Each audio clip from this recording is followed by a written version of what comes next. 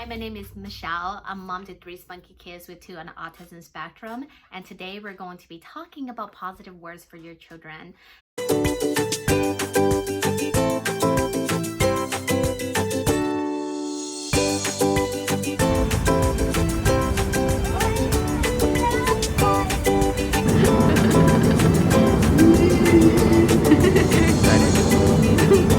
So when you have a child with autism, especially if they're non-speaking, I noticed that anytime we use the term nonverbal, people have such low expectations of our child's capabilities. And even if they don't outright say it, it's just the way that they talk to them, and it's also the way that they treat them. And these are not bad people. They have very great intentions and they mean well, but the support that they provide is almost as if they are treating our children as the one your child can't hear you.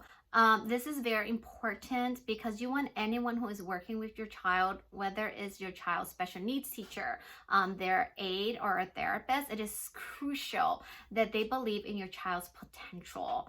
And so when you're the team leader, which you are, it doesn't matter if your child is at school, you're still in charge of the IEP team and the IEP meeting, or if you're running a home-based therapy program, or if you hired on, let's say you're running ABA program and it's your child's BCBA, you're still the child's team leader, and you set the tone for how that team treats your child.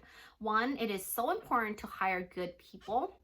I feel that those who are more willing and to learn and be receptive of our child are far greater and better equipped to help your child grow to their fullest potential than those who have been in it for years and who already have set expectations for what your child can and cannot do, because they are going to limit your child, and thus is going to affect your child greatly and how well or how get any better as far as reaching the goals that you have for your specific program or within the school setting. So having a team that believes in your child is so important.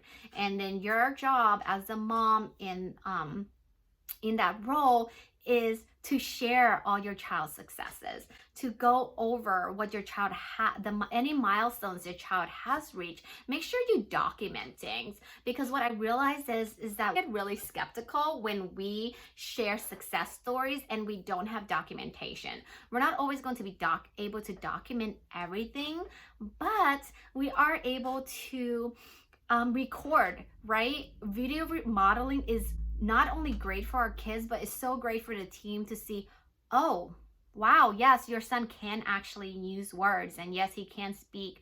Let's elicit more sounds. Let's elicit more speech, right? Because if they don't have any proof or any documentation of that, it's not because they're okay, some of them are just reluctant to. They have limited beliefs as far as what your child is capable of doing, and your job is kind of blow that belief out of the water, because if that person is not at all receptive to how you want your child to be treated at school, what type of curriculum they should be immersed in, and they're not willing to do the work to help your child reach their fullest potential, then you should probably not have that child on the team.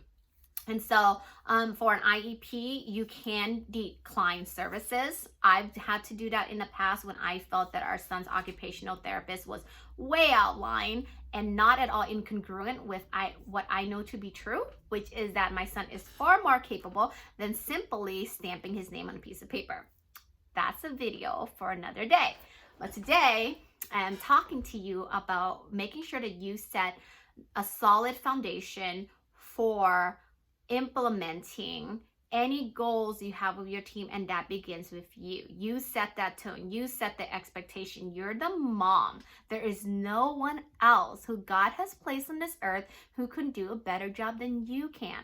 So it is so important that you go in there and you advocate the heck out of it for your child, and you share your child's success.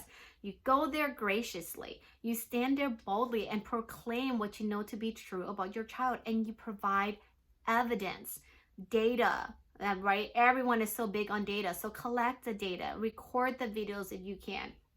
It is so hard, friends, to kind of go in there and then, especially if it's your first IEP meeting and you're not quite sure what to do, or maybe it's your first home-based therapy program and it's your first time kind of leading the team.